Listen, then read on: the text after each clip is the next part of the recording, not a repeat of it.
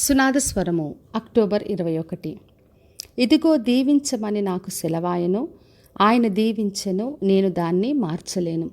సంఖ్యాకాండము 23వ అధ్యాయము 20వ వచనం. దేవుడు దీవించిన దాన్ని ఎవరూ మార్చలేరు. అదే ఈ రోజున వాగ్దానం చేస్తున్నాడు. బాలాకు బిలాం ప్రవక్తను పిలిపించి ఇశ్రాయేలు ప్రజల్ని శపించమని కోరాడు. అప్పుడు బిలాము ఈ మాటలు చెప్పాడు. దీవించమని నాకు సెలవాయను, ఆయన దీవించెను, నేను మార్చలేనని చెప్తున్నాడు.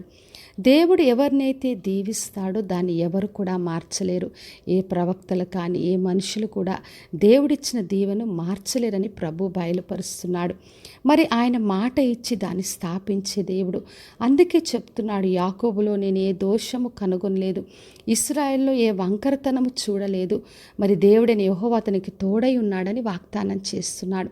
దేవుడు దీవించిన వ్యక్తులు ఆయన ఎటువంటి దోషం కానీ వంకరతనం కానీ చూడకుండా తోడుగా ఉండి నడిపిస్తాడు. రాజు యొక్క జేద్వని వారిలో ఉందని వాగ్దానం చేస్తున్నాడు. ఒక వేగముతో వాళ్ళని రప్పించాడు.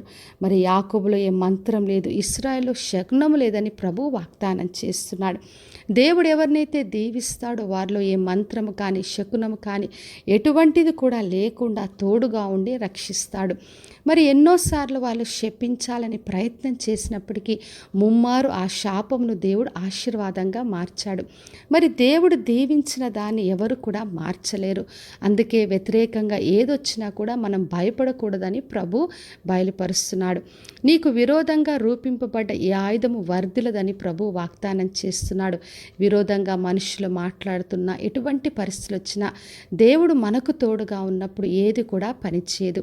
అందుకే రోమిలకు రాసిన పత్రిక 8వ అధ్యాయం 31వ వచనం రాయబడింది, దేవుడు మన పక్షం నుండగా నాకు విరోధి ఎవరు అని. మనకెవరు విరోధిగా ఉండలేరు, ఎవరు కూడా మనకు వ్యతిరేకంగా పనిచేయలేరు. కాబట్టి నా ప్రియ సహోదరి సహోదర, దేవుడు దీవించిన దాన్ని ఎవరు కూడా మార్చలేరు. యేసుక్రీస్తు ద్వారా ఆయన శిలువలో ఆయన రక్తంలో ప్రతి శాపం ఆశీర్వాదంగా మార్చబడింది. కాబట్టి విశ్వాసంతో ఏ వంకరతనం కానీ ఏ దోషము కానీ ఏ మంత్రము కానీ శకునము కాదని లేదని విశ్వాసంతో దేవుని బిడ్డలుగా ఆయన్ని ఆశ్రయించి నిర్భయముగా జీవిద్దాం. ప్రార్థన చేసుకుందాం. పరలోకమందున్న మా తండ్రి, మా దేవ, ఇరుదిచ్చిన వాగ్దానం కొరకే వందనాలు. ప్రతి ఒక్కరిని దీవించి ఆశీర్వదించండి తండ్రి.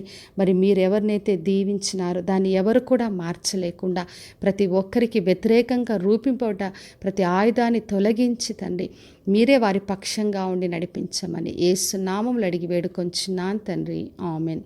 ఈ శుభవచనము వినిచున్న ప్రతి ఒక్కరి జీవితంలో నెరవేర్చబడును గాక. నేను మీ ప్రియ సహోదరి మంచులాచరణ్.